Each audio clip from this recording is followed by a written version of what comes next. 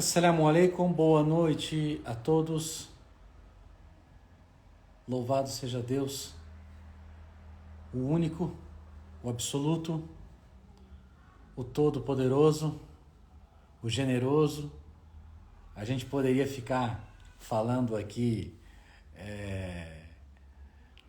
dezenas e dezenas de atributos de Deus Altíssimo seja. Sejam bem-vindos a todos. Wa alaikum assalam wa rahmatullahi wa barakatuh. Tudo bom, irmã? Seja bem-vinda. Eid Mubarak para você, para sua família, que Allah facilite as suas tarefas aí, que seja um decorrer de mês também muito benéfico a todos, inshallah, tá? Sempre bom encontrá-la aqui na nossa live de toda quinta-feira. A presença de vocês faz toda a diferença e enriquece muito a nossa live. Hoje, inclusive, como nós temos esse compromisso com os irmãos, né? A gente não tem um tema que a gente combinou, por exemplo, e pra gente começar a fazer essa live junto com o Sheikh. Então a gente vai deixar um espaço aberto aí, em torno de 40 minutos de perguntas e respostas, né? Você é muçulmano, você que não é muçulmano, seja bem-vindo e o que tiver na nossa alçada para que possamos, inshallah, responder, será respondido. Alaikum assalam, Fátima, tudo bem? Maria, irmã Maria, boa noite, salam alaikum, seja bem-vinda. Seja bem-vinda à aula de hoje. Desde já eu já comunico a todos vocês. Quem tiver pergunta pode mandar no comentário, ou pode mandar aqui tem aqui um ícone embaixo, que você pode mandar também a pergunta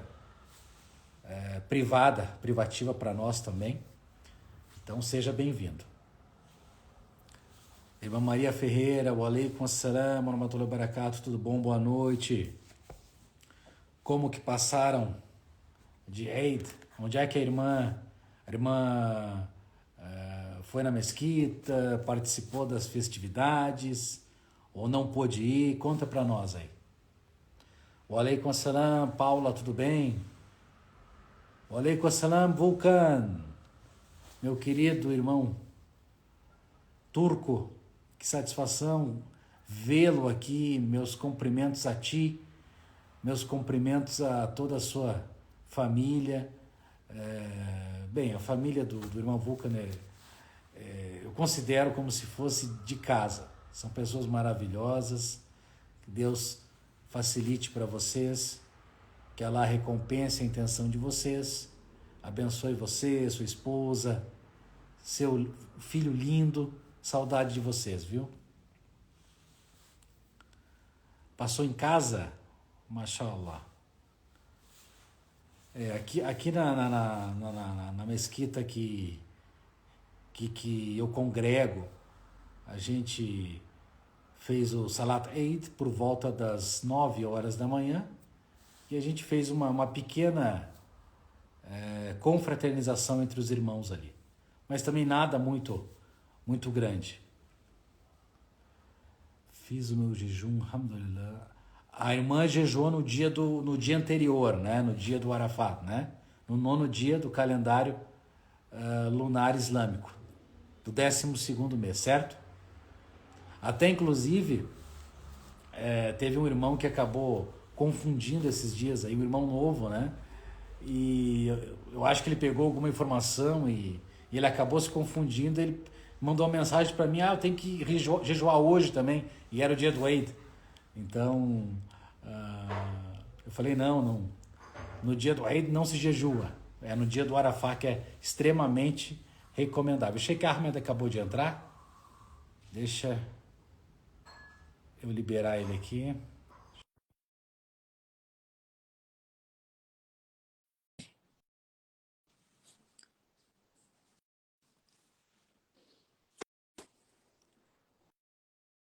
Deixa eu ver se vai dar certo. Assalamu alaikum. Aleikum assalam, Sheikh, tudo bem? Alhamdulillah, como vão todos vocês? Espero que estejam bem. Louvado seja Deus, graças a Deus por todas as coisas. O pessoal está ouvindo a voz do Sheikh, está ouvindo a minha voz. Por favor, nos oriente e nos passe esse feedback aí para a gente já começar. Como é que foi o Eid aí, Sheikh? Alhamdulillah, bem diferente e bem corrido. Eu sei. Na verdade, temos os 2 dias de festa, os 2 Eid, que seria a festa do desjejum e depois a festa do sacrifício. É diferente a festa do desjejum porque as pessoas estão engajadas em 30 dias de jejum e logo sabem, durante todo o mês, sabem que logo daqui a pouco virá a festa, né? Certo. Então as pessoas se envolvem mais. A festa do sacrifício já é algo assim diferente. Não tem um jejum que antecede, não tem um mês de Ramadã, porém as pessoas conhecem, alhamdulillah, cada vez mais as pessoas participam, e principalmente o sacrifício. Pode ser que antigamente não era um costume de muitas pessoas participar do sacrifício, ou não sabiam as suas regras, mas hoje em dia, alhamdulillah, tem muita gente que participa. Sheikh Ahmed, como o nosso tempo é curto, eu já gostaria de começar com Começamos em nome de Deus, o Clemente e Misericordioso. Louvado seja Allah, Senhor do Universo. Uma pergunta de um irmão hoje para mim, eu falei, espero que ele esteja acompanhando a live, vamos deixar o Sheikh Ahmed acabar respondendo, que ele vai falar com propriedade. Gostaria que o senhor falasse sobre a diferença da quantidade dos dias de Eid em relação ao Eid al-Fitr ou Eid al-Adha, no caso. A gente sabe que o Eid al-Fitr é um dia. E o Eid al-Adha, quantos dias são, Sheikh? Então, no Eid al-Adha tem uma especialidade que é a extensão do dia do Eid, do dia principal do Eid, em outros 3 dias. E isso se deve aos dias que são os dias do Hajj. Então, todos esses dias do Hajj, em que o peregrino ainda continua dentro de sua peregrinação, todos esses dias são considerados dias de Eid. E isso está baseado no que Deus Altíssimo Seja disse: Al-Hajju ashhurum ma'lumat, faman ta'ajjala fi yawmayn fala ithma alayh, wa man ta'akhkhara fala ithma alayh. Então, aquele que se apressar em 2 dias não estará incorrendo em erro. E aquele que permanecer 3 dias também não estará incorrendo em erro. Ou seja, aqui indica que depois da festa do sacrifício ainda há 2 dias e mais um. Então seriam 3. Depois do dia do Eid. 3 depois do dia do Eid. Então voltamos agora para o Ramadã. A festa do desjejum, Eid al-Fitr, acontece no primeiro dia do novo mês depois do Ramadã, que se chama Shawwal. E nós repetimos o takbir, engrandecemos a Deus por causa da festa, desde a noite da festa do desjejum até o momento da oração do Eid. Então, cerca de 7 da manhã, 8 da manhã, quando rezamos o Eid, fazemos a oração da festa do desjejum, cessa o takbir. E esse é o dia do Eid, com o pôr do sol acaba o dia do Eid e acaba o Eid por inteiro. Depois, agora, na época do sacrifício, o engrandecimento a Deus, o takbir, já se dá início antes mesmo da oração do Eid, quando estamos no dia de Arafah. Aquele dia ao qual você se referia, que é o dia do jejum, que é importante jejuar, que foi nesse ano na terça passada, antes de ontem. Então aí depois temos o dia do Eid e temos mais 3 dias. Então, aí o profeta, que a paz de Deus esteja com ele, disse: Ayyamu tashriq, ayyamu aklin wa shurbin wa takbirin lillah, ou kama qala alayhi salatu wassalam. Os dias de At-Tashriq são dias de comer, beber beber e engrandecer a Deus. Esses 3 dias. Então, nesse ano, seria o quê? Já que o Eid foi quarta, então seria mais quinta, sexta e sábado. Até o Maghrib. Até o pôr do sol do sábado, sim. E esses dias são dias de sacrifício, ou seja, são o tempo, isso também serve para estabelecer o tempo em que fazemos o sacrifício.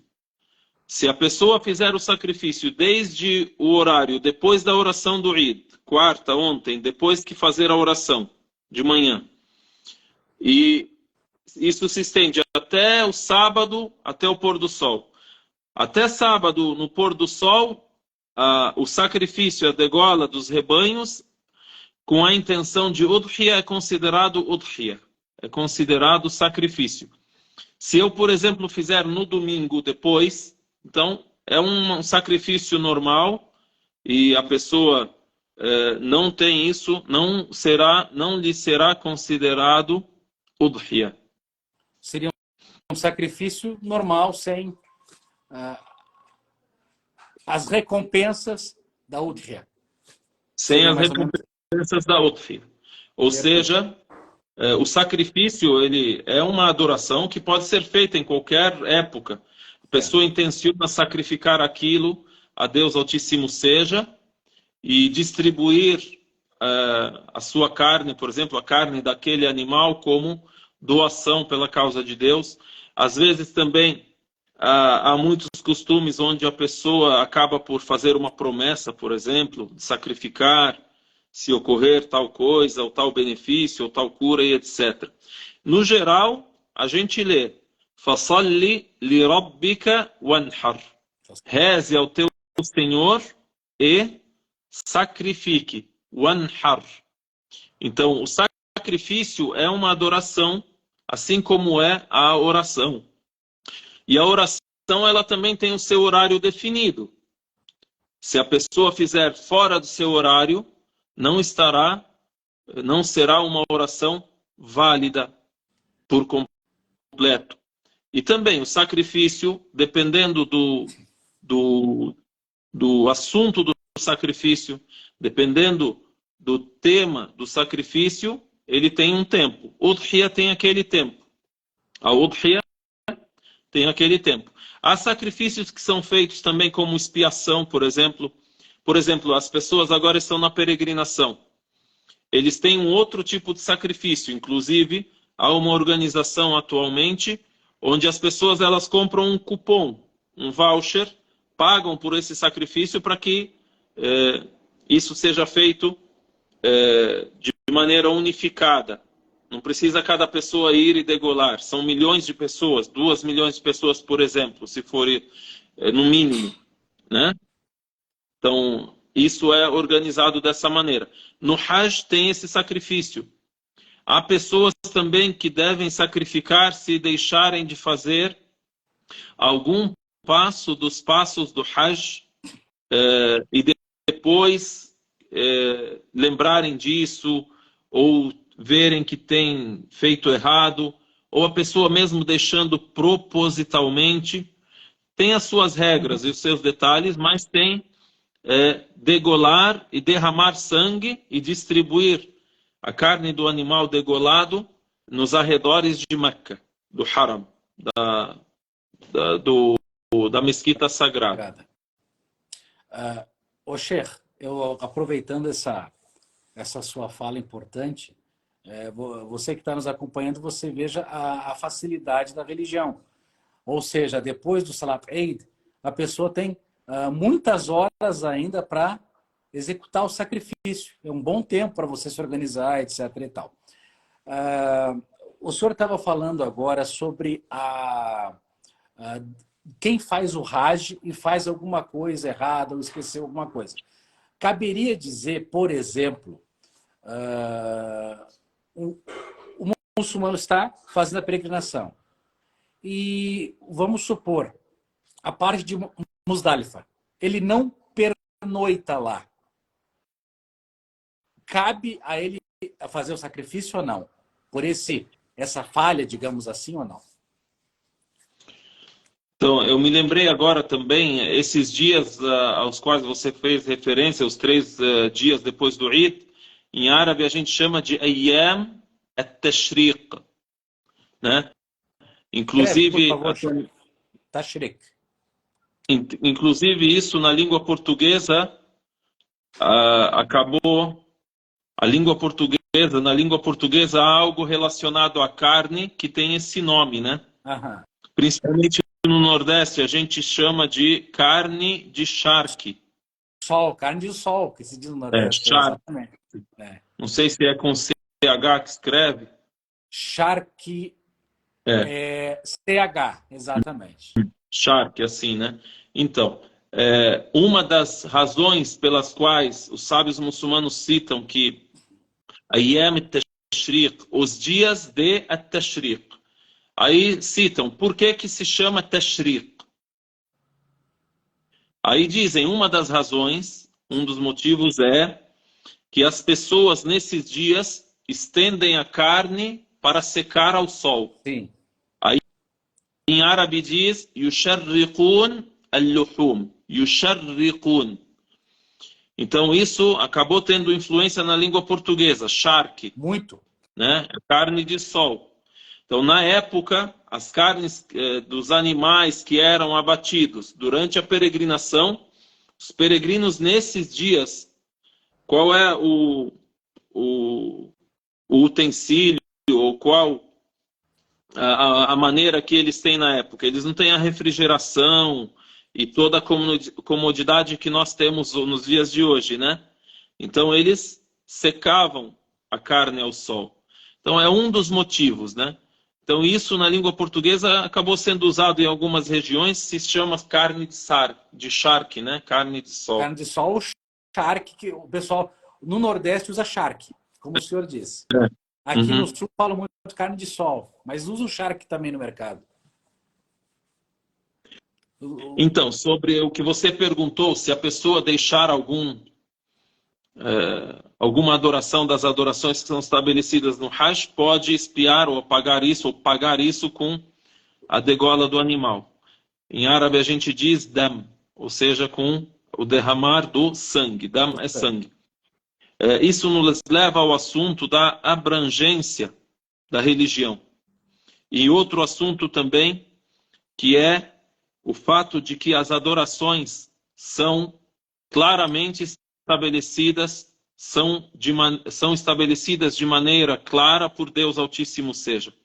Então, abrangentes e claras. Adorações com abrangência e clareza. Então, é conhecido tudo o que devemos fazer. Por exemplo, devemos rezar. Como rezar? E quando rezamos, qual é a sua obrigação ao rezar?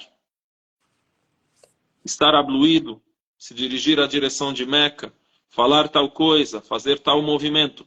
E aí depois, quando deixa algo desses afazeres, ou de propósito, ou por esquecimento, tem a sua regra.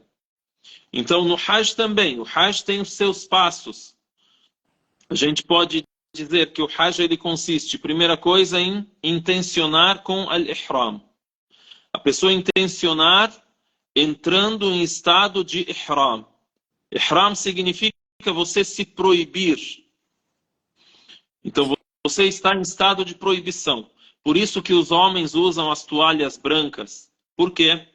Porque uma das proibições quando iniciamos a viagem para o Hajj, uma das proibições para o homem especificamente é que ele não pode usar roupas que envolvem os órgãos. Tipo roupas que fecham assim. Costuras. Ou, costuras. Não exatamente costura, porque se a toalha, por exemplo, que nós usamos tiver uma costura, não tem problema. Mas ela deve ser uma peça que cobre os ombros e outra peça inferior que cobre da cintura para baixo. Ok. Sim? E não pode enrolar nas mãos, nos pés, como é o caso das roupas normais que temos. Então, aí entramos em estado de ihram e isso acontece a partir de um limite territorial que foi estabelecido com exatidão. Então, o profeta, que a paz de Deus esteja com ele, através da ordem de Deus, ele disse: quem vem de tal lugar deve estar em estado de ihram a partir de tal ponto. Quem vem de Medina tem um lugar que se chama Dhul Hulayfa. Dali não pode passar sem intencionar a peregrinação e agora, pronto, se abster de tudo que é proibido. Vestir roupas que envolvem o corpo para o homem é proibido. Cobrir a cabeça para o homem é proibido. Para mulher e homem, cortar o cabelo, cortar unhas, usar perfume. Adereços, eu ia falar para o senhor. A pessoa, por exemplo, antigamente, em viagem, era importante para eles caçar. Hoje a gente não caça, vai de avião, não vai caçar nada, né? Mas a caça também é proibida, tá? Até o momento em que a pessoa sai do ihram, que tem um espaço-tempo, um momento em que a pessoa não precisa mais se abster daquilo que é das proibições no estado de ihram. Quem vem do Iraque tem um ponto, quem vem da Síria um ponto, quem vem do Iêmen um ponto, e assim por diante. Então você, por exemplo, dentro do avião, você sabe, o piloto ele avisa você, ele sabe que está indo, por exemplo, para o aeroporto de Jeddah, que é o aeroporto onde descem os peregrinos, para depois se dirigirem a Meca. Então ele diz, olha, dentro de instantes iremos sobrevoar o limite para o Hajj, o limite territorial a partir do qual você tem que intencionar o Hajj. As pessoas se preparam, tá? Aí depois disso, por exemplo, estar em Arafah faz parte do Hajj. Por isso que é o dia de Arafah, que foi na terça-feira. Que é o 9º dia do mês do Hijjah. Isso. Aí depois de estar em Arafah, você citou o nome de um lugar que se chama Muzdalifa. Então, o profeta, que a paz de Deus seja com ele, ele se transferiu de Arafah para Muzdalifa e pernoitou ali. Depois, no dia do Eid, quando a gente, normalmente, fora da peregrinação, estamos em nossas casas, nossos trabalhos, a gente reza o Eid. Nesse dia, os peregrinos estão fazendo outras ações, como, por exemplo, apedrejar, lançar pedras num ponto específico que é estabelecido, né?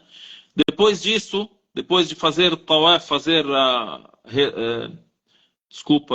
fazer voltas ao redor da Kaaba, circundar ao redor da Kaaba, e também degolar, e eles podem, como a gente já disse, comprar isso, e um grupo, uma empresa ou o governo faz.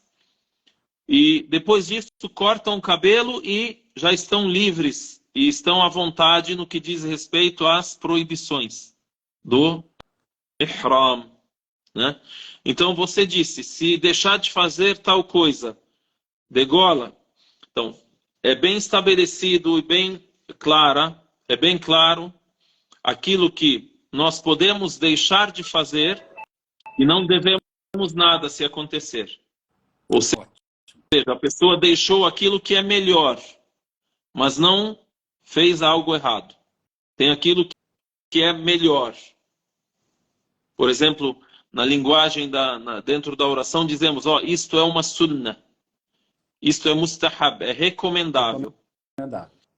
Tem aquilo que é no Hajj, é wajib, ou seja, é uma obrigação. Aí se a pessoa deixar, aí degola. Um desses pontos, uma dessas ações é essa pernoite em Muzdalifa.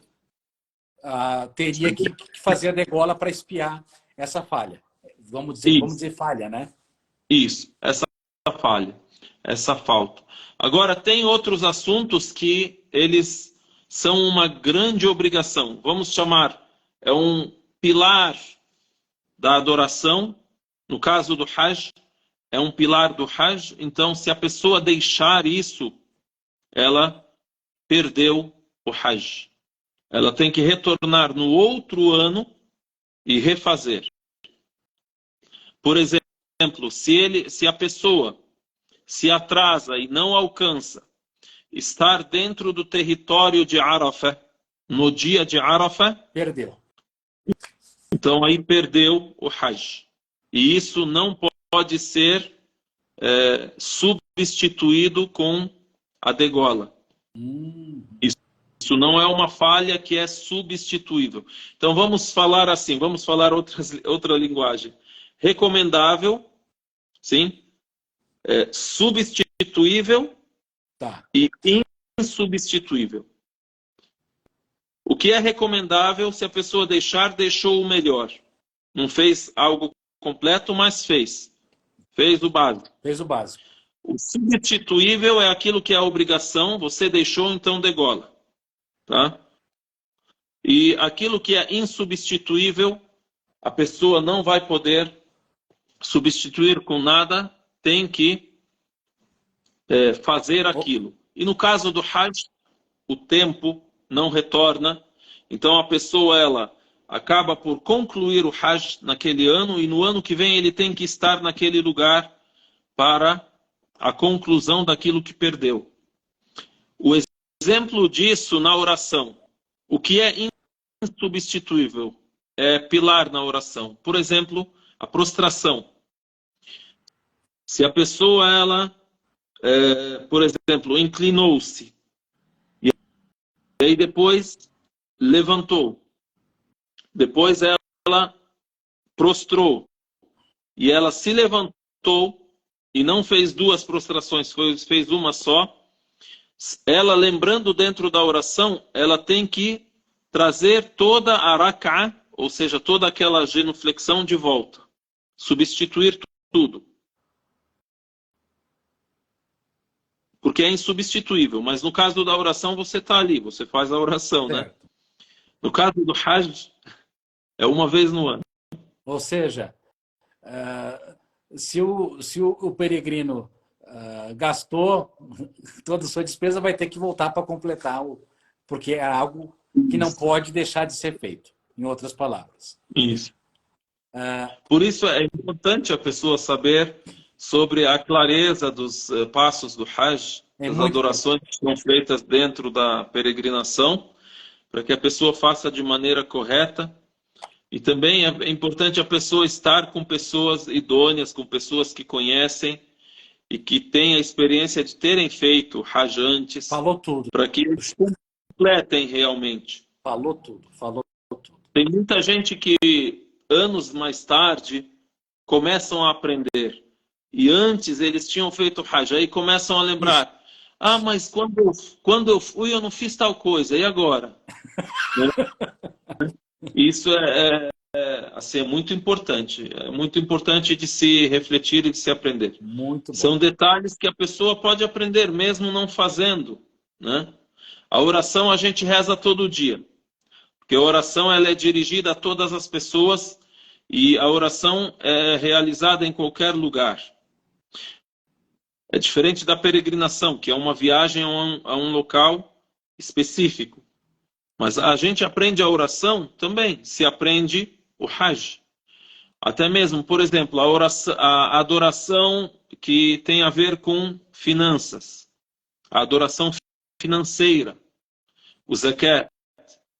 Mesmo que a pessoa ela não seja daqueles que devem pagar o zakat, mas necessariamente precisa saber como é o zakat, como é o sistema dessa adoração, para essa mesma pessoa saber, será que eu estou dentre aqueles que devem pagar mesmo ou não? Tem gente que já emite para si mesmo atestado de pobreza sem estudar, já fala, eu sou pobre. Né?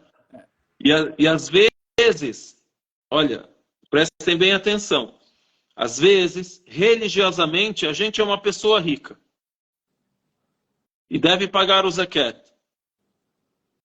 Mas a pessoa já quer dar em fuga, né? Dizer que não pode. Fala, eu tenho atestado de pobreza não já. Não posso.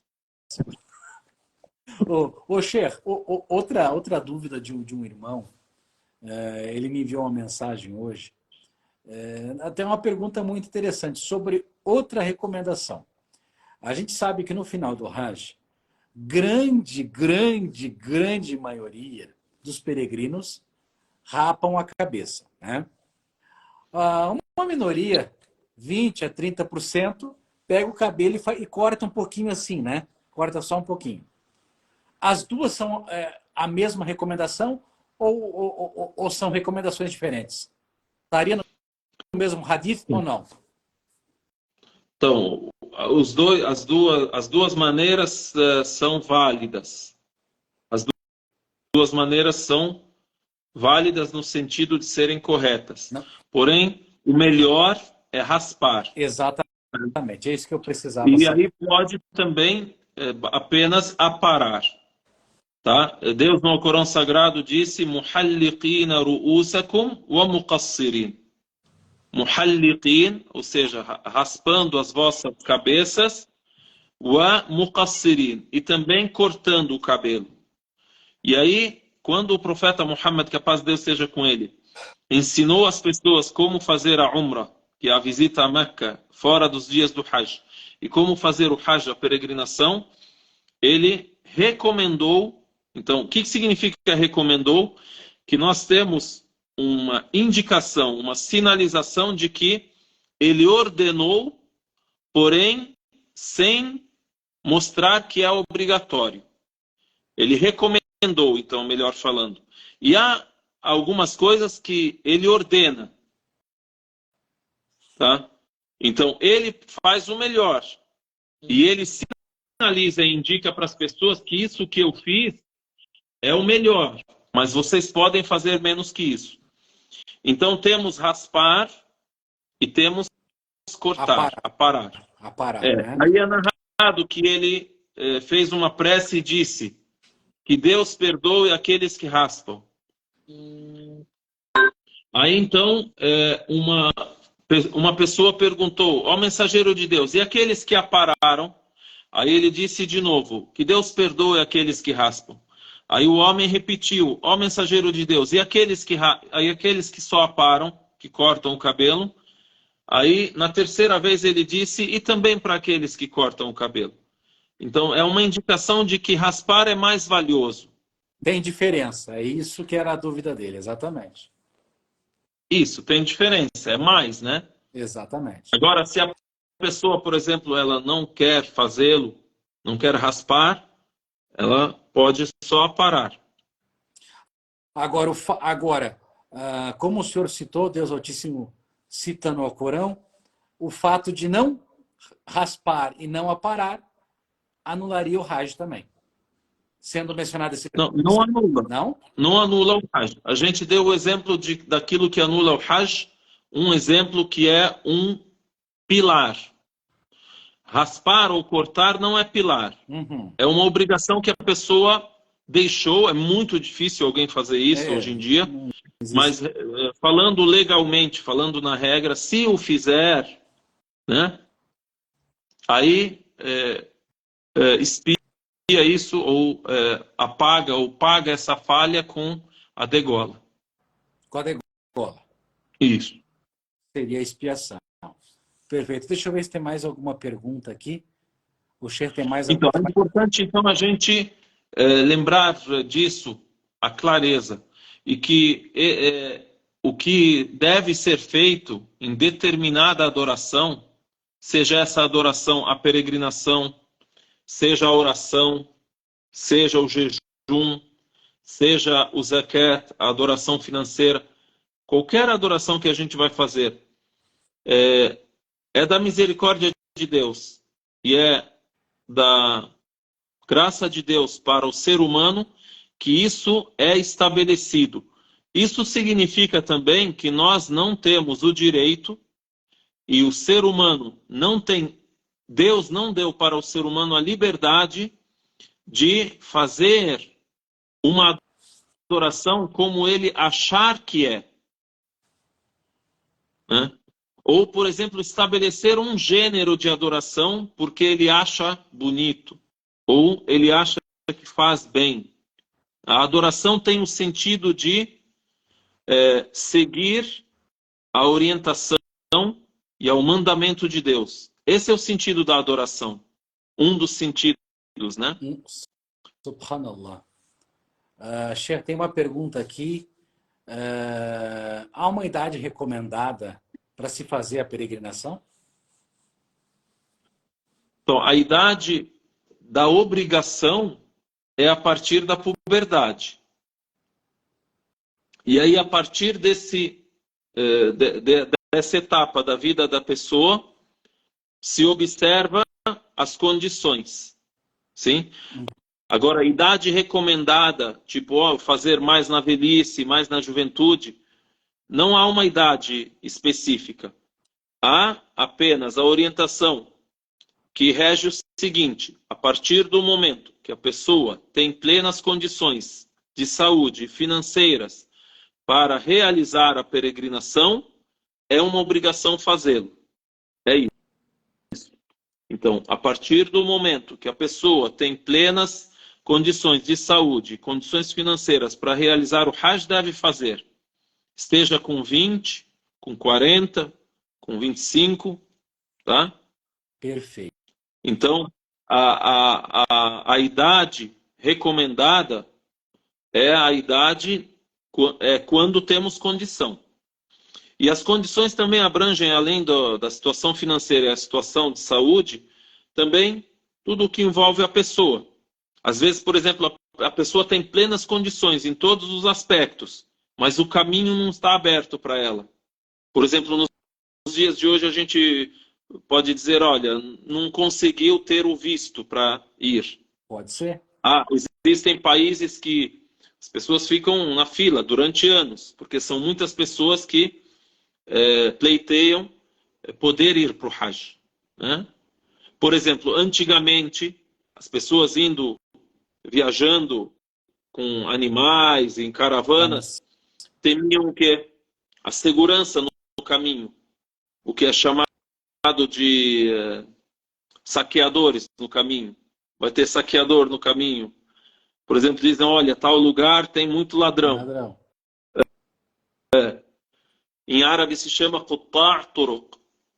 Você traduzir literalmente, você fala bloqueadores de caminho. Qutta' Turuq. Turuq é o plural de tariq. Tariq é caminho. Então vamos traduzir como saqueador. Tem muito pirata no caminho. Pirata do deserto. Pirata do deserto. Ou se a pessoa vai pelo mar, é literalmente pirata mesmo. E na verdade, a gente também não pode fazer essa comparação temporal. Às vezes alguém pode até mesmo questionar, então a pessoa tem condição financeira, mas não pode entrar no país. Se não ter esse controle, eu fiquei sabendo de algumas peregrinações com 3 milhões de peregrinos em Meca. Né? E hoje eu acho que diminuiu já, né, Cher? Não chega a 1 milhão, né? Teve agora uma... Não conheço sobre números, mas... mais ou menos isso. Há mais restrições. Que se liberar não tem como a cidade mesmo comportar a quantidade de peregrinos. Tem que haver esse controle por questão de organização. A irmã Maria que perguntou, até uma pergunta bem interessante. A visita à mesquita do profeta, sallallahu alaihi wasallam, é obrigatória? Uma pergunta importante. E ela concluiu dizendo se pode tocar na sepultura. Então, a visita à mesquita do profeta, que a paz de Deus esteja com ele, não é parte da peregrinação. Não é parte da peregrinação. A pessoa, por exemplo, pode viajar para o Hajj, para a peregrinação, e voltar sem passar por Medina, sem passar para visitar a mesquita do profeta, que a paz de Deus esteja com ele.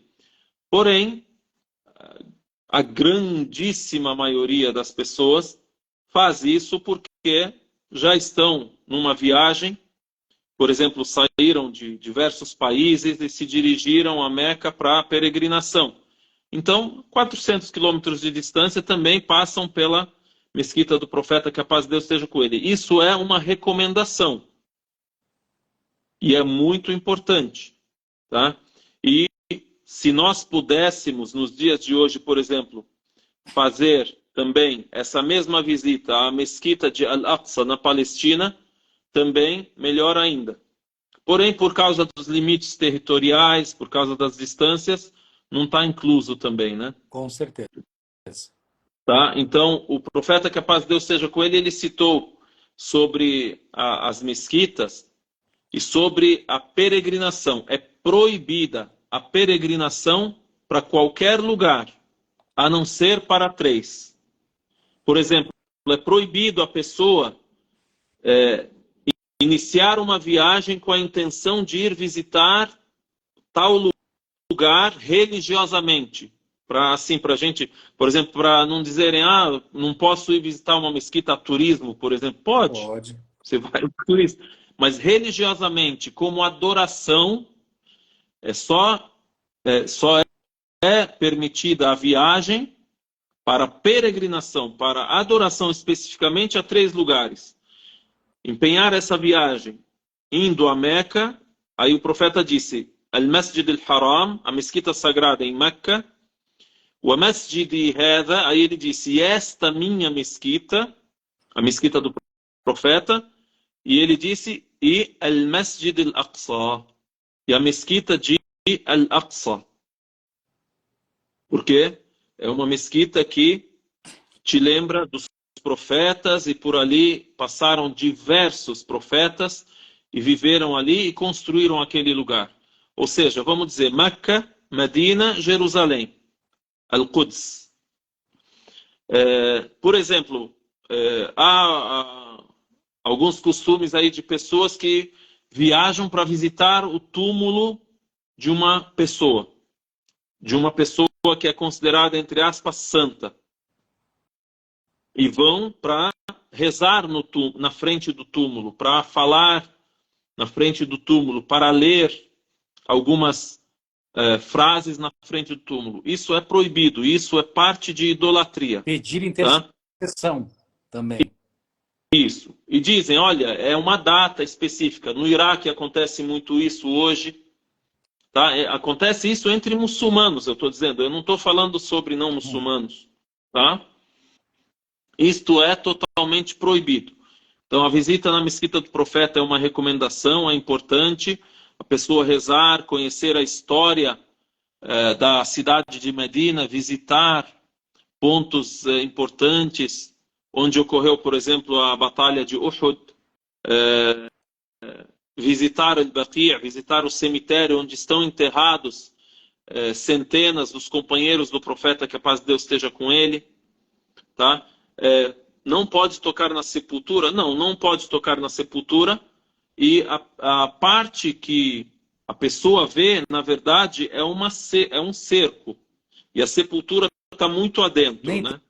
tem como tocar, na verdade. Isso. O profeta aconselhou a visitar o túmulo dele? O profeta aconselhou a visitar a mesquita dele, tá? Não o túmulo. Porém, o túmulo, atualmente, ele está na mesquita. Em anexo, tá? né? E a pessoa pode visitar o seu túmulo e a pessoa deve, estando na mesquita do profeta, que a paz de Deus seja com ele, a pessoa deve passar na frente do túmulo do profeta, que a paz de Deus esteja com ele, e cumprimentá-lo com reverência, com respeito, cumprimentar ao profeta, que a paz de Deus esteja com ele, passando por ali. É um local importante e um local onde você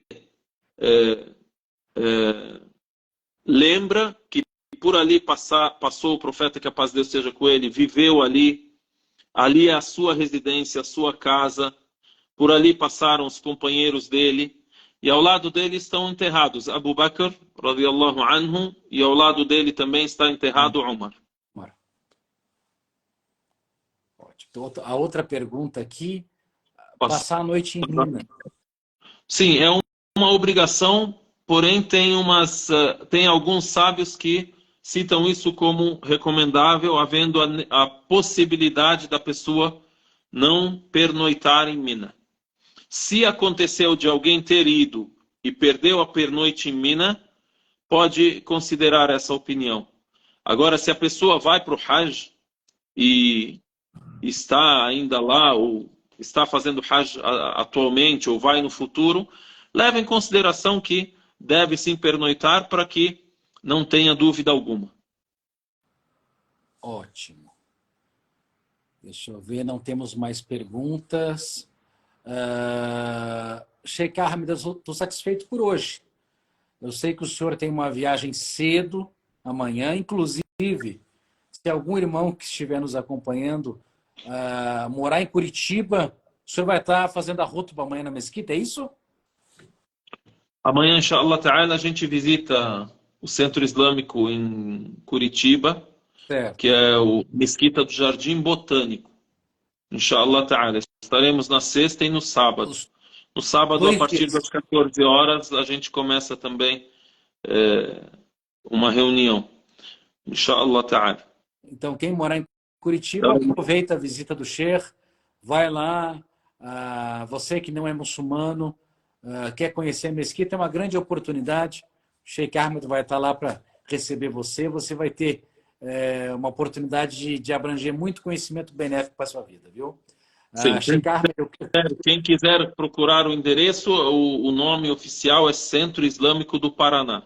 Aí só procurar na internet tem o endereço, eu não tenho decor agora. eu sei que é no Jardim Botânico, é simples. Tá. É o Então, só único procurar endereço. Centro Islâmico do Paraná.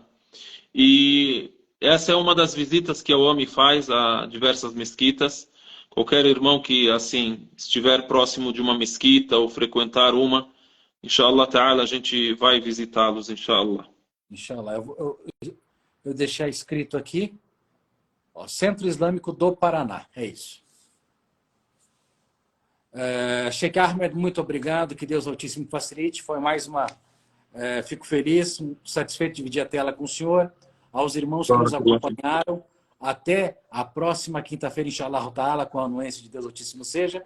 E quem precisar de alguma coisa, envie mensagem para nós, que estamos aqui para tentar facilitar um pouco da sua trajetória até o Islã. Sheikh Ahmed, as suas considerações finais. Jazakumullahu khairan, barakallahu fiik. Agradeço a você, Haj Walter, pelo bate-papo. Então, falamos mais sobre o Hajj, sobre passos aí da peregrinação. E que Deus abençoe a todos e possamos, inshallah ta'ala, todos estar em adoração a Deus, seja na oração, na peregrinação, no jejum, no zakat, em todos esses tipos de adoração que Deus estabelece ao ser humano. Barakallahu bikum. Jazakallahu khairan, boa noite a todos, até a próxima. Que Allah abençoe a todos. Boa noite. Amém. Barakallahu bikum.